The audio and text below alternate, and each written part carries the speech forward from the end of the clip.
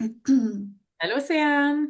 Allez, Cynthia, Je suis vraiment contente là, qu'on fasse cette vidéo-là ensemble. moi aussi. Puis aussi, salut à toi qui nous écoute. Bienvenue dans cette vidéo-là qui s'intitule Quand nos animaux nous quittent entre guérison et connexion spirituelle. Parce que le deuil animalier est tellement rarement reconnu à sa juste valeur que c'est pour ça que moi et Océane, on a décidé d'en parler aujourd'hui.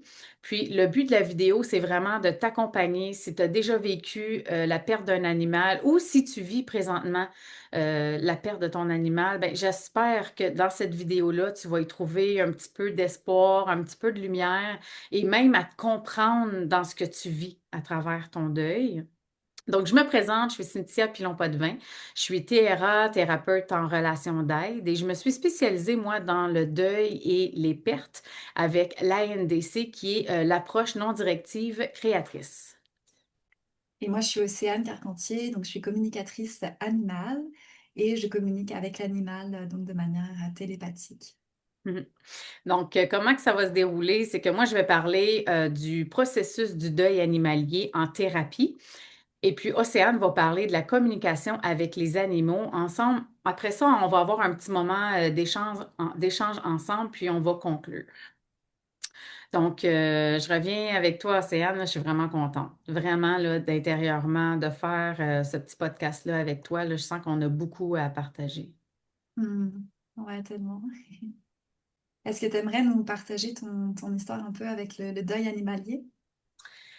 Oui, ben en fait, dans mon histoire personnelle, moi, ma première peine d'amour en lien avec la mort, ça a été la perte de mon premier chien. J'avais 6 ans, puis j'ai vécu le deuil de 6 autres chiens pendant ma vie. Puis certains ont été euthanasiés, j'ai pas été présente. Il y en a d'autres où j'ai vécu leur mort qui était de manière traumatisante. Euh, Moi, ma peine, je l'ai vécue seule. Moi, je m'isolais. Je refoulais ma peine. Je me suis coupée de ma souffrance. Puis je me suis dit, la vie continue. Je m'étais jamais arrêtée de prendre le temps de comprendre mon fonctionnement quand moi, je souffrais, quand je perdais quelque chose, quand j'avais de la peine. Et souvent, quand je vivais la perte de mes animaux, je me sentais seule, puis je me sentais pas comprise. Parce que j'entendais souvent, euh, c'est juste des animaux. Puis tu l'as sûrement déjà entendu aussi. Puis l'impact que ça avait sur moi, en fait, c'est que je me sentais pas entendue dans ma peine. Puis cette peine-là, elle est réelle. Ah, puis j'en ai même des frissons quand je te le dis. Et je pouvais éprouver aussi de la honte. De la honte d'avoir vécu autant de souffrance par rapport à un animal, mais en fait, que c'est loin d'être banal, là. Et pour prendre soin de moi, j'ai dû m'entourer de personnes qui me comprenaient pour prendre soin de moi, pour prendre soin de mon besoin de me sentir comprise dans ma peine, puis d'être entendue dans ma souffrance. Et ça m'amène à parler des fausses croyances. Je ne sais pas, Océane, toi, si tu as déjà entendu des fausses croyances, mais ça nous limite dans la guérison de notre deuil. Puis ça vient souvent des gens qui veulent, tu sais, notre entourage, là, qui veulent tellement nous aider, ils veulent qu'on arrête de souffrir, mais que inconsciemment, il y a tellement un impact négatif. Je te donne des exemples qu'on peut entendre. Le temps arrange les choses, la mort fait partie de la vie, arrête de pleurer, occupe-toi, ça va passer.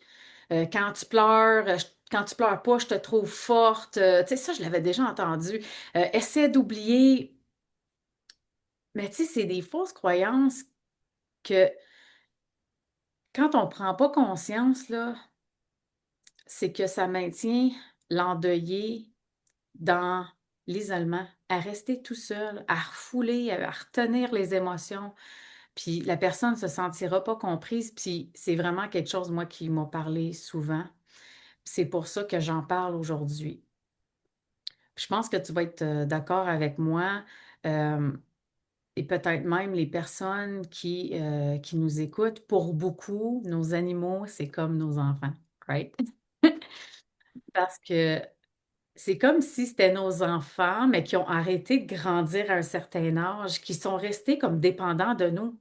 C'est comme nos animaux sont dépendants de nous. Puis, j'ai tellement développé un grand attachement tu sais, pour moi, c'est plus facile de montrer ma vulnérabilité à un animal. J'ai pas peur d'être jugée. Il nous amène tellement un grand sentiment de sécurité, un sentiment d'amour. On a tellement vécu des belles histoires avec nos animaux, puis hey, j'en passe, là. Mais ce qui monte en ce moment, puis ce que j'ai envie de partager avec toi, c'est une cliente qui est venue me voir en thérapie et qui vivait de la honte. Et je l'ai aidée à travailler sa honte parce qu'elle était prise dans j'ai plus honte de vivre de la peine par rapport à mon animal que la peine que j'ai eue quand ma mère est décédée. Donc, elle était prise dans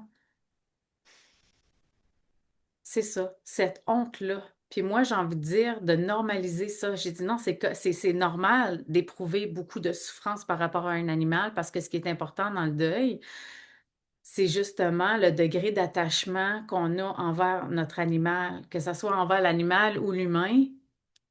Pour moi, c'est ça qui est important. C'est le degré d'attachement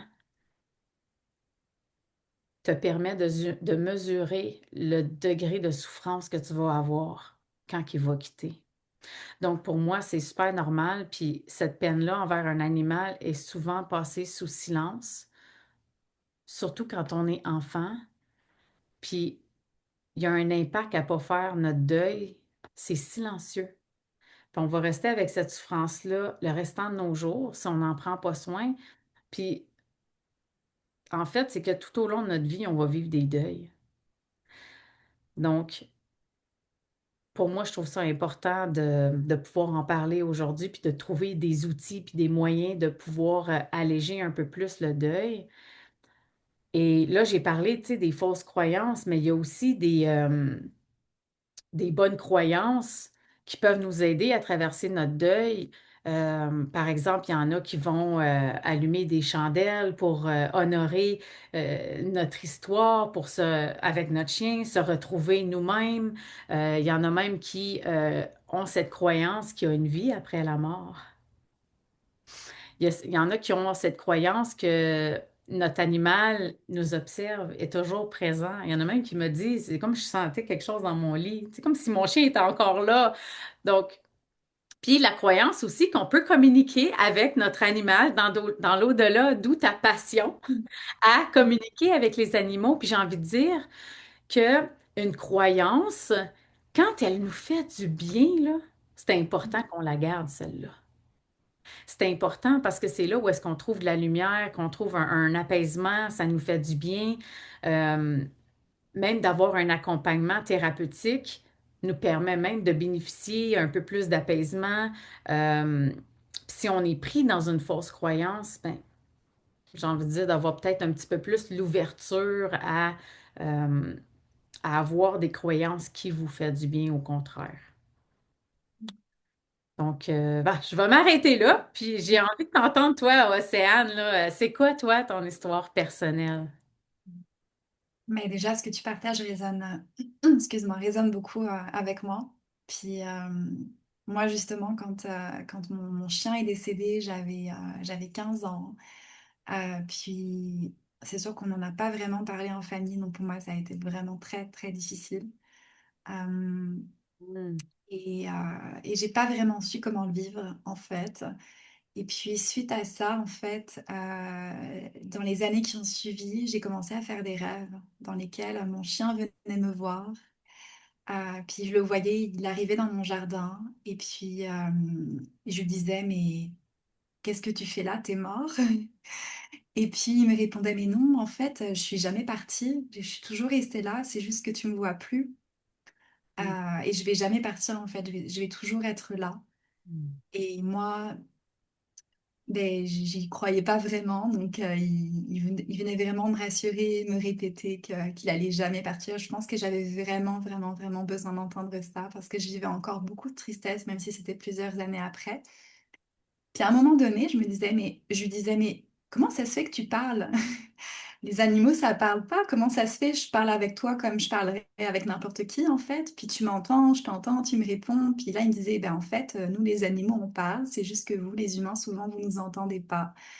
Mais on parle comme vous. C'est juste que c'est une autre manière de communiquer. Et je me réveillais toujours avec ce sentiment un peu de, OK, est-ce que c'est vrai? Est-ce que c'est pas vrai? Et j'ai fait ce rêve en répétition pendant des années. Je pense que j'ai dû le faire peut-être une vingtaine de fois. Mais à chaque fois que je me réveillais, je me sentais tellement bien. On finissait toujours par se faire un câlin et puis je voyais tellement de lumière. Puis Mm. à ce moment-là, je croyais pas vraiment à la vie après la mort. J'étais un petit peu, j'étais très, je me posais des questions, donc je savais pas trop ce qui se passait. Et en tous les cas, je pensais pas du tout qu'on pouvait communiquer avec un animal, vivant ou décédé. Puis après, mes rêves ont continué à se développer. Je voyais d'autres animaux qui venaient me parler. Donc, je trouvais toujours ça très étrange, mais j'avais des vraies conversations avec des animaux. Jusqu'à ce que je rencontre une communicatrice animale qui me dise qu'elle communiquait avec les animaux. Et ça a comme permis de comprendre ce que je vivais, en fait. Donc, pour moi, ça s'est vraiment ouvert suite à ça. Je me suis formée, puis j'ai vraiment appris à développer ce don. Et pour moi, c'est vraiment du coup le deuil animalier qui a été ma porte d'entrée en fait vers ça. Ouais. Et puis la manière dont mon chien est venu me parler, c'est ça qui m'a permis de faire mon deuil en fait, parce que je savais qu'il n'était pas vraiment parti ou il était parti d'une certaine manière, mais ça m'a réconciliée en fait avec l'idée que j'avais de la mort. Donc voilà. Puis c'est sûr qu'aujourd'hui, je reconnais à quel point en fait, cet accompagnement-là, autant au travers de l'accompagnement post-deuil Ouais. thérapeutique, que l'accompagnement aussi au travers de la communication animale est important parce que déjà, premièrement, avant la mort, euh, comme les humains ont souvent de la difficulté à communiquer avec leurs animaux, c'est pas toujours le cas, mais c'est quand même fréquent parce qu'on parle un langage qui est différent. En fait, la communication permet de venir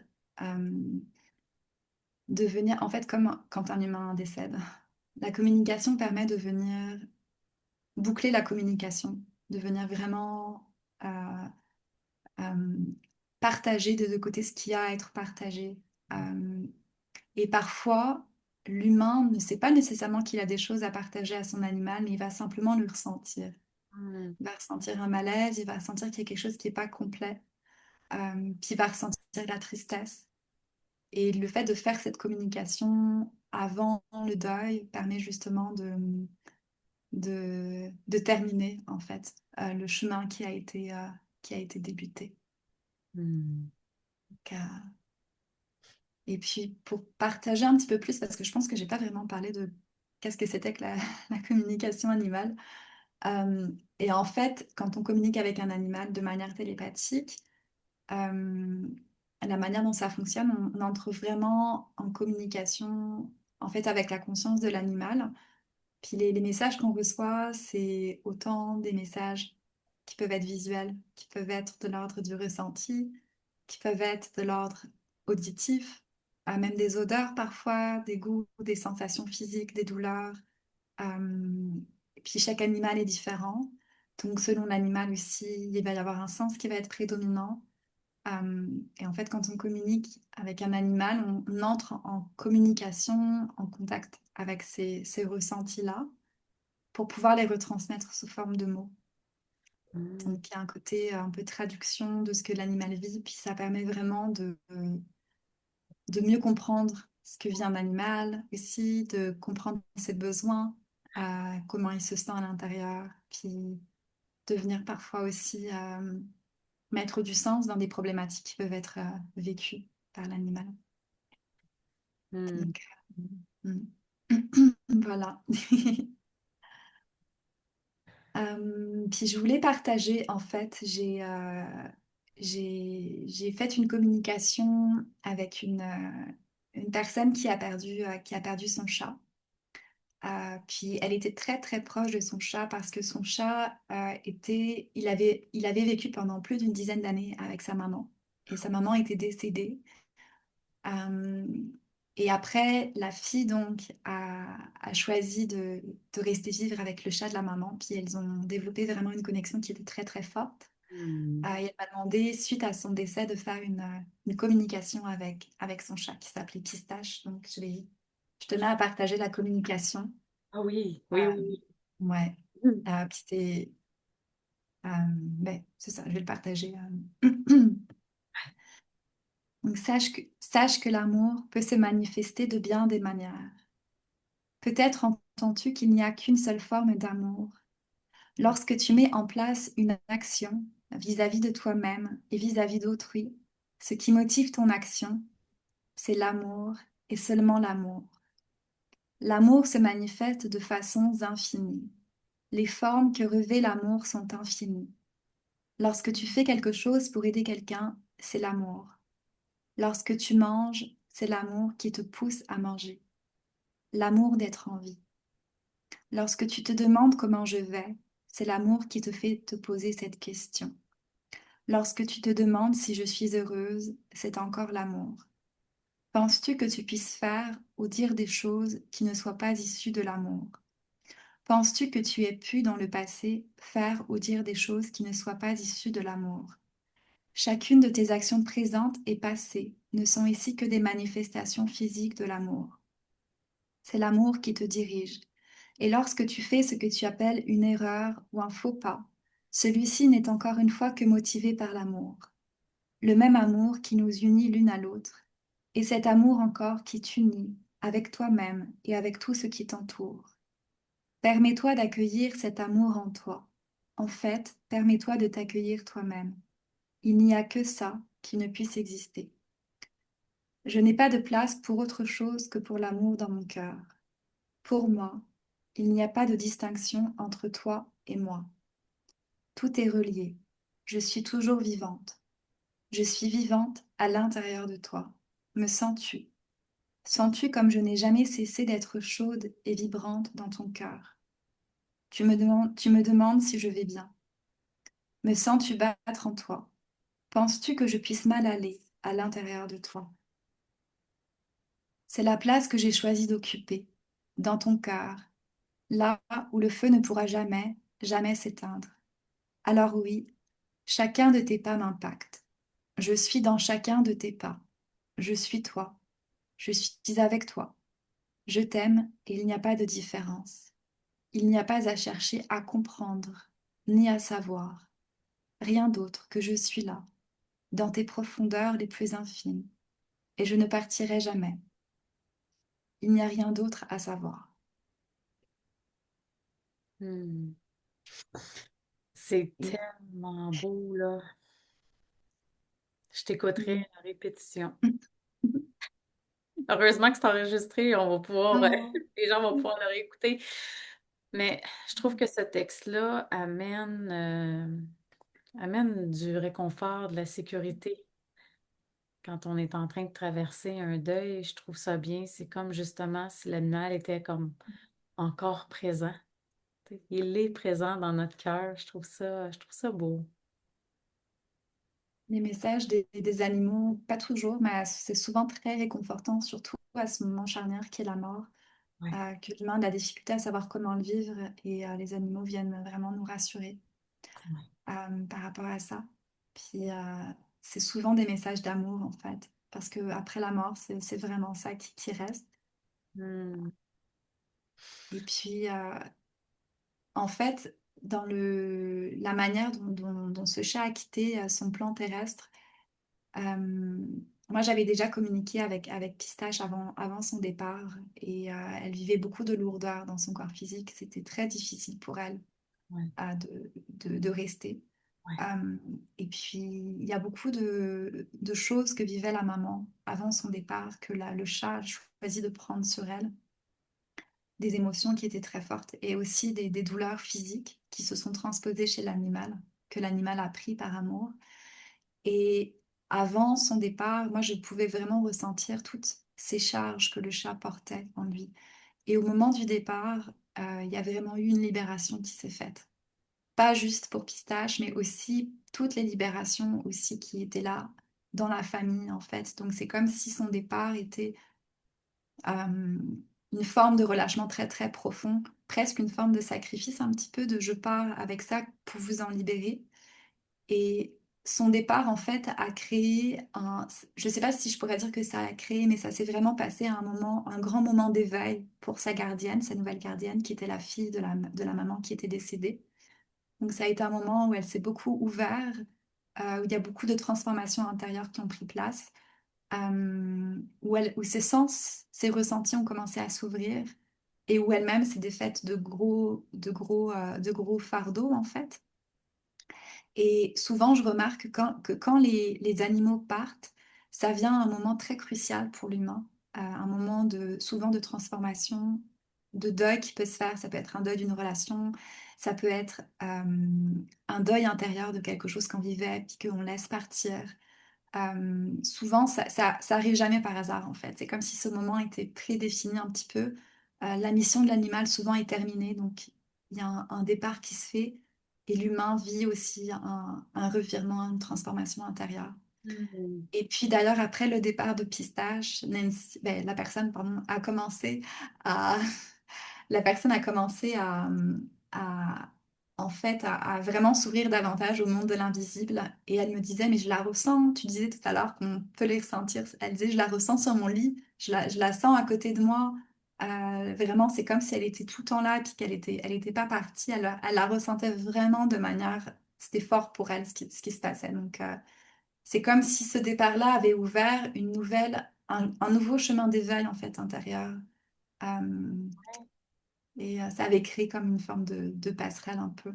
Mm. Ouais, fait que dans le fond, de ce que je comprends, c'est que toi, tu fais de l'accompagnement aussi avant la mort de l'animal, quand il est vivant, puis aussi là, après. Puis ça me, ça me fait du bien de comprendre ce que, tu sais, ce que l'animal peut vivre avant. Il y a comme quelque chose qui vient me rassurer. Puis ça me fait penser aussi à nous, les humains, justement, comment on traverse le prédeuil. Tu sais, quand on commence à voir là, justement notre animal qui commence à être en fin de vie, c'est pas toujours facile. Euh, je trouve que c'est tellement important pour l'humain d'être accompagné justement à traverser le prédeuil. Ça vient tellement, comme tu dis, tu sais, réveiller tellement de choses à l'intérieur de nous, autant de la peine, autant la peur, l'impuissance, on peut pas guérir notre animal, on peut pas lui donner plus de temps de vie. Ça peut faire réveiller justement aussi de la culpabilité, mais je trouve qu'il n'y a rien de plus précieux que d'avoir quelqu'un avec nous pour déposer tout ça. Mm. C'est comme, parce que ce que je remarque, les clients aussi qui viennent me voir, c'est qu'ils ont besoin de quelqu'un pour les aider à mettre des mots sur qu'est-ce qu'ils ressentent, à même se préparer à dire au revoir à l'animal. Tu sais, se préparer à dire au revoir dans la douceur, avec conscience, avec tendresse. Euh, Moi, je trouve ça incroyable comment c'est l'étape du pré-deuil est tellement important pour autant nous, mais euh, pour aussi notre animal. Tu sais, comme tu l'as dit, lui aussi, il ressent aussi des choses. Nous aussi, humains, on ressent des choses. Fait que tu sais, d'avoir un accompagnement jusqu'au bout, avec amour, avec présence, ben, je trouve que pour moi, ça fait toute la différence, là. Hmm. Oui, puis on est rarement vraiment préparé à le vivre. Euh, mm, Ouais, ouais. On ouais. est rarement préparé à le vivre et ça m'amène à parler un peu du deuil non résolu. Tu sais, les gens, souvent, ils vont prendre une solution rapide. Les personnes vont choisir, vont aller acheter un animal tout de suite après la perte de leur animal pour pas souvent ressentir un grand vide. Il y a tellement un grand vide à combler, il y a tellement un besoin de réconfort, à avoir un attachement, mais qu'en arrière-plan, si on n'a pas pris le temps réel de vivre notre peine, d'apprivoiser notre souffrance, c'est comme si mettre un pansement temporaire sur une blessure, en fait, qu'on n'a pas pris le temps de regarder, qu'on n'a pas pris le temps de ressentir, ou même d'honorer. C'est, c'est comme si c'est tellement souffrant, et je parle aussi par expérience, qu'on veut vite passer à la prochaine étape. Mais le problème, c'est qu'on risque de rester comme dans un deuil non résolu. On n'aura pas fermé la boucle. Puis cette douleur-là, tu sais, qui n'est pas exprimée, qui est pas sortie, qu'on veut tellement éviter, ben, elle va ressurgir à un autre moment donné. Mm. C'est comme si on ne prend pas le temps de vivre notre pré-deuil. Il va avoir un impact sur notre deuil. Si on ne vit pas notre deuil, il va avoir un impact que quand on va vivre un autre deuil, la souffrance va revenir de plus en plus intense parce qu'on n'aura pas eu des outils pour Mm. s'apprivoiser. Je me rappelle, j'ai un client qui était venu me voir pour la séparation avec sa femme. Puis dans nos thérapies, euh, ce qui est monté, c'est la mort de son chien quand il était plus jeune. Et on a pu travailler ensemble non seulement la séparation, mais de pouvoir aussi fermer la boucle avec ce chien-là qui n'avait pas pu faire son deuil. Je trouve ça important de pouvoir prendre le temps de se déposer. Ouais. Ouais, puis tu nommais tout à l'heure l'importance de l'accompagnement aussi avant la mort, puis c'est tellement nécessaire parce que pour pouvoir se préparer au mieux à accueillir ce départ-là, il y a, en fait, tu l'as nommé, mais il y a plusieurs étapes. Et puis ne serait-ce qu'un animal qui est en fin de vie, quand il part de manière sereine, l'humain va vraiment le ressentir. Et Hmm. l'humain va être plus serein aussi, parce que en fait, on est tellement connecté que ça se ressent. Et Ouais. inversement, quand l'humain est serein, l'animal va être serein. Donc ça doit vraiment se faire des deux côtés. Et Hmm. puis les besoins d'un animal en fin de vie ne sont pas les mêmes que les besoins d'un animal qui n'est pas en fin de vie. Il va souvent avoir plus de besoins. Donc il va y avoir un besoin d'ajustement. Et puis, donc déjà de comprendre qu'est-ce qu'il souhaite en fait. Euh, et aussi Euh, l'animal avant sa mort, c'est un petit peu comme un humain qui est dans un processus de fin de vie.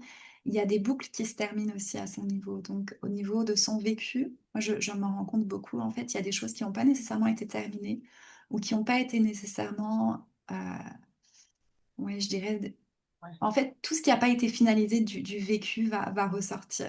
Parce que l'animal vit aussi des choses comme nous. Et là, à ce moment-là, il y a souvent un besoin d'accompagnement pour lui permettre de comprendre, d'intégrer ses expériences et que tout soit terminé. Donc un petit peu comme un accompagnement en soins palliatifs pour un humain en fait.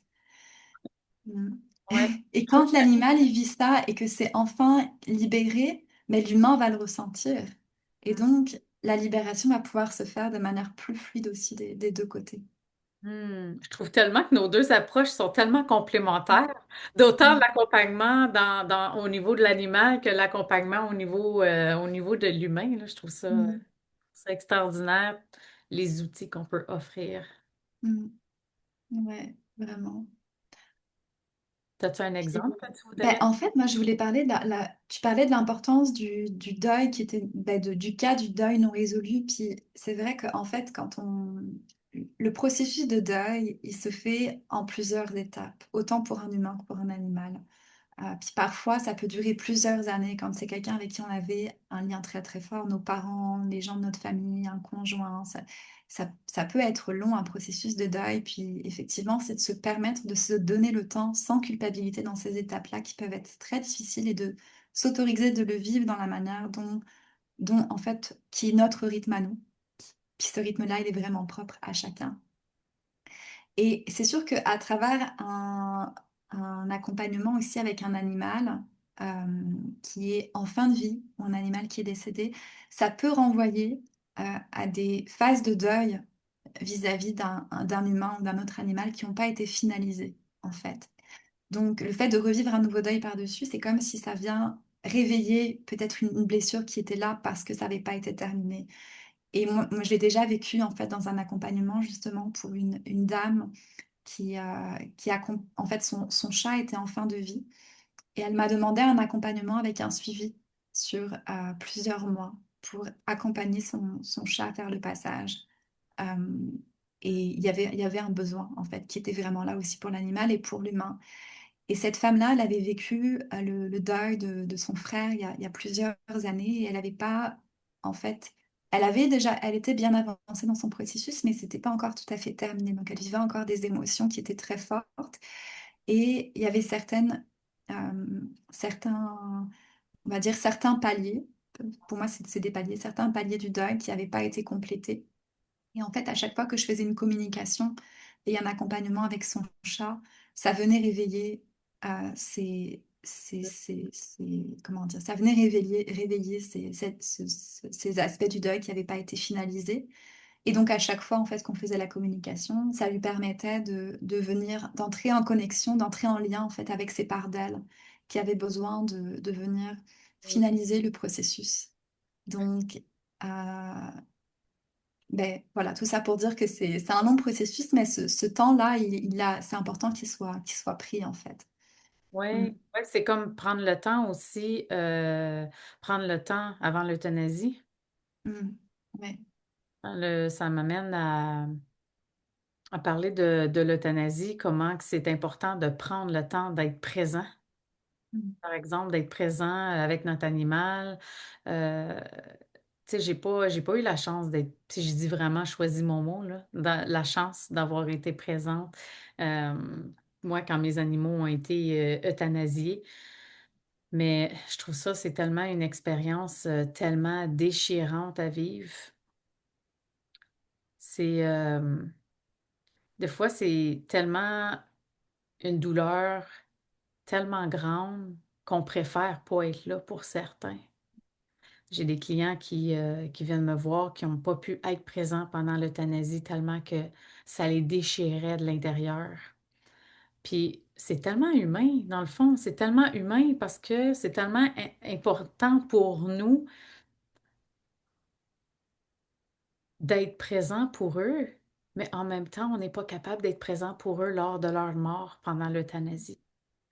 Alors que je trouve que c'est tellement important d'être là pour eux parce que ça nous permet, tu sais, d'entrer dans la réalité de la perte, d'éviter que notre deuil reste en suspens, d'être présent pendant l'euthanasie. Ça permet aussi de boucler, hein, de boucler une boucle.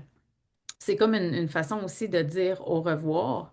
Mais, tu sais, j'ai envie de dire, même si on n'a pas eu été présent pendant l'euthanasie, on peut toujours dire au revoir dans un processus de deuil, même après des années, hein. Comme tu dis, mm, ça peut prendre du temps. mm, Euh, Ça peut prendre du temps de dire au revoir, mais de le faire de manière saine et en relation avec quelqu'un, ça change toute la différence. Tu sais, c'est comme autant de le faire en thérapie ou de le faire pendant l'euthanasie avec son animal, c'est comme la chance de dire au revoir à son animal, de, de lui nommer, d'honorer tout ce qu'il nous a mm, apporté du début à la fin, d'honorer notre histoire, d'honorer les moments qu'on a eus ensemble. Tu sais, c'est comme, je trouve ça très, très, très important d'être présent. Puis je trouve ça humain aussi de ne pas être capable de le faire.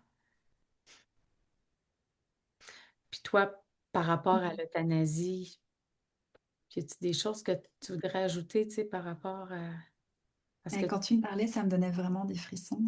Je sens à quel point c'est juste. Puis, ouais, l'euthanasie, c'est tellement un sujet qui est difficile. Puis, j'ai fait beaucoup de communication avec des personnes qui savaient pas justement quelle était la bonne décision à prendre par rapport à comment accompagner de manière juste leur animal. Oui. Est-ce qu'on attend? Est-ce qu'on fait l'euthanasie? Puis, Mm. c'est vrai que là, ça permet d'avoir des réponses qui sont plus claires, à savoir quel est le souhait de l'animal. Euh, Mhm. et puis parfois aussi, même, je dirais même souvent, ça vient confirmer des avis qui sont donnés de la part de vétérinaires, que parfois l'humain se dit, OK, je suis pas tout à fait sûre, mais là, on a un deuxième avis qui vient aller dans le même sens, en fait. Donc là, quand on fait le choix, ça vient vraiment euh, retirer une part de pression et de culpabilité qui peut être associée avec cette décision-là qui est vraiment pas facile. Euh, et puis, en fait, il n'y a pas de bonne ou de mauvaise manière pour un animal de partir, parce que c'est vraiment propre à l'animal. Certains préfèrent partir seuls, de leur manière, de vraiment apprendre leur rythme. Et d'autres préfèrent suivre la voie de l'euthanasie. Mais souvent, quand ils choisissent cette voie-là, moi, ce que je me suis rendu compte, c'est qu'ils choisissent ça parce que, ben, de un, il y a effectivement ne plus vivre la souffrance physique. Ouais. Et de deux, il y a aussi, quand je me fais euthanasier, je sais que je vais être accompagnée par l'humain qui sera là à mes côtés. Euh, donc, c'est sûr que c'est vraiment important que l'humain soit là. Euh, En tout cas, moi, de mon point de vue, parce que l'animal, il vit aussi des émotions. Il y a des choses qui sont vécues, c'est pas facile. Il y a toujours un peu cette peur qui est là. Euh, donc, ça vient quand même vraiment faciliter le processus, même si c'est pas un moment facile. Ben oui, puis elle t'a nommé un mot très important, la culpabilité. Ouais. Tu sais, c'est une émotion qui revient tellement souvent quand on doit prendre la décision de l'euthanasie là, de notre animal. Là. C'est une émotion que je travaille souvent avec mes clients. Mais tu sais, dans le fond, l'euthanasie, on le fait par amour. On veut plus qu'il souffre. On veut plus, tu sais, on veut pas non plus rester. Mais il y a toujours ce poids-là, des fois, qui reste, la culpabilité, cette petite voix-là qui nous dit, mais si j'avais attendu un petit peu plus, mais si j'avais fait autre chose, tu sais, puis j'ai tellement envie de normaliser ça, que c'est normal, puis qu'on voudrait tellement faire plus pour nos animaux, mais à un moment donné, c'est que nous, à un moment donné, il faut prendre soin de nous. Tu sais, il y a Ouais. des personnes qui peuvent nous écouter, qui peuvent nous aider à prendre cette décision-là, comme toi qui communique avec notre animal, parce que c'est pas une décision là, à prendre à la légère, là. C'est une décision qui vient tellement avec un grand respect, un grand amour, une grande tendresse envers notre chien, notre chat, notre cheval. C'est c'est tout un chemin à marcher, hein, la culpabilité. Puis j'ai envie de dire que l'antidote à ça, ça, c'est le pardon. Le pardon, c'est tellement essentiel. Le pardon d'avoir été humain avec nos limites, avec nos émotions, avec ce qu'on a pu donner à ce moment-là à notre animal. Parce que, tu sais, quand tu as lu l'histoire tantôt là, du chat, tu as Mm. nommé tellement de fois l'amour, l'amour, l'amour. Mais Mm. pardonner, c'est aussi l'amour de soi. Mm. De Mm. pouvoir, tu sais, l'amour, c'est aussi de dire bye, au revoir, quand l'autre peut plus continuer, là. Ouais, puis les messages qu'on reçoit, ça revient beaucoup à ça, beaucoup effectivement à l'amour, au pardon. Euh, J'avais vécu je pense que l'une des communications les plus frappantes que j'ai eues, c'était avec une femme qui me demande de communiquer avec son chien. Mm. Euh, Cette femme-là vivait dans un pays chaud et elle est partie à la plage avec son conjoint et ils ont oublié le chien dans la voiture.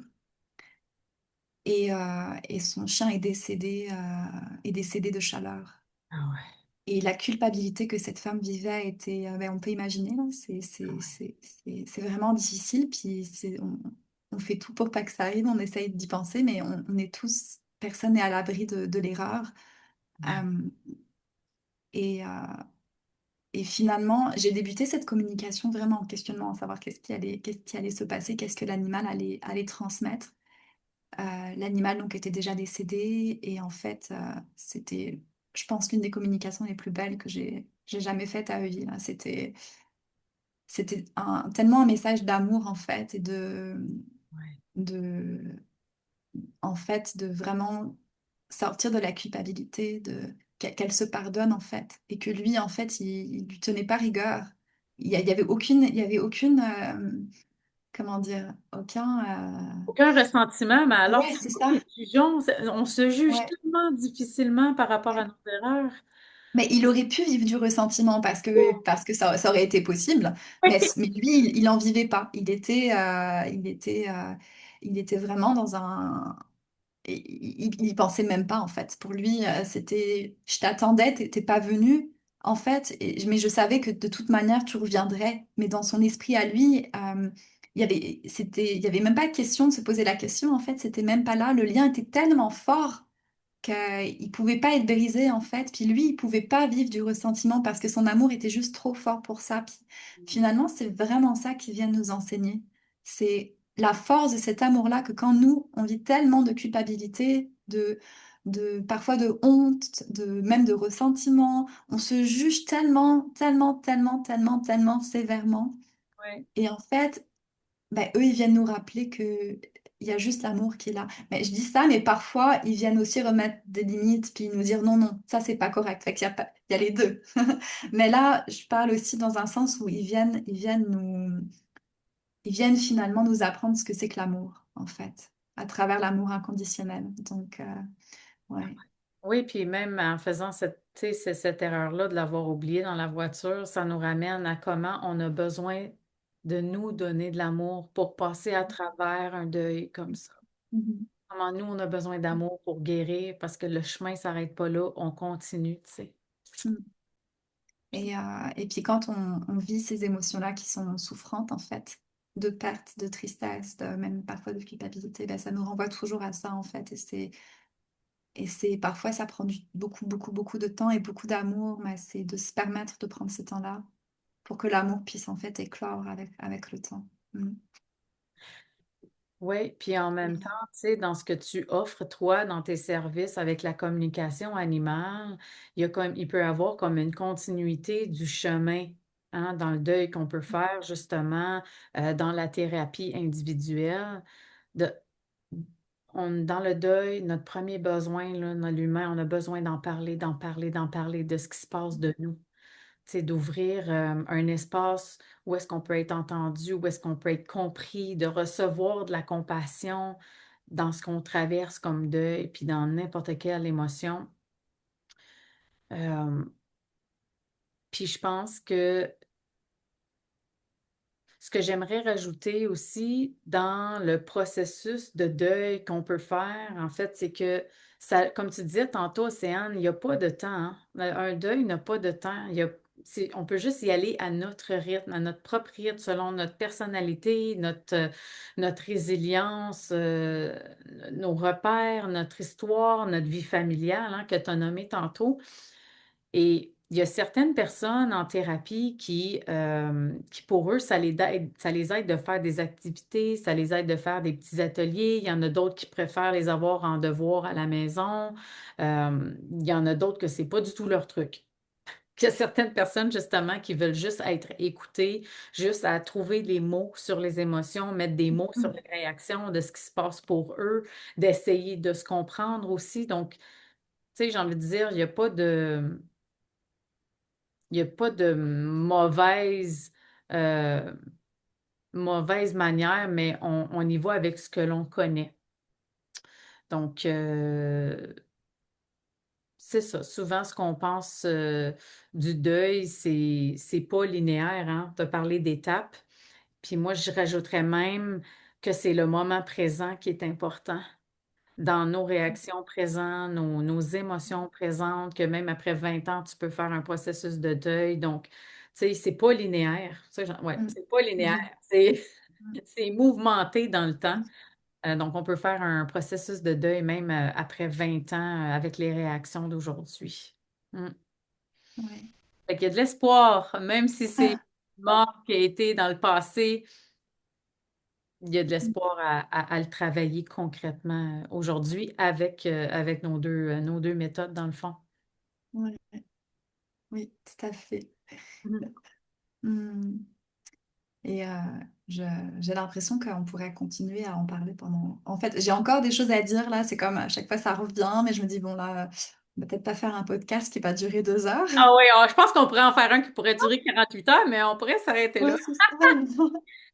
Mais c'est tellement vaste comme sujet, vraiment. Waouh. Ouais. Mais vraiment tellement merci à toi pour cet échange, c'est vraiment, vraiment riche. Mm. Merci à toi aussi. Ouais. Puis, ben, je remercie toutes de vous, en fait, qui avez écouté cet échange Mm. euh, jusqu'à la fin, peut-être.